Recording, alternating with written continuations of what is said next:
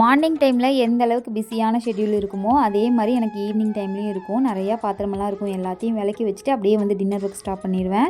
இன்றைக்கி இட்லி குண்டாலாம் எடுக்கங்காட்டி இட்லி தான் செய்கிறேன்னு நினச்சிக்காதீங்க. இன்றைக்கி வந்து நூடுல்ஸ் செய்ய போகிறேன். அவர் டியூஷன் போகிறக்கு முன்னாடியே சொல்லிட்டு போயிட்டாரு, எனக்கு நூடுல்ஸ் தாம்மா வேணும், செஞ்சு வச்சுருங்க அப்படின்னு சொல்லிட்டு. ரொம்ப ரேராக தான் இந்த மாதிரி எல்லாம் செஞ்சு கொடுப்பேன். அதுவும் அந்த டேஸ்ட் மேக்கர் இருக்கு இல்லையா, அதை வந்து ரொம்ப கம்மியாக ஆட் பண்ணி செய்வேன். அதை போடாமல் கூட சில டைம் செய்வேன். இன்றைக்கி வந்து அதை கொஞ்சமாக ஆட் பண்ணியிருந்தேன்.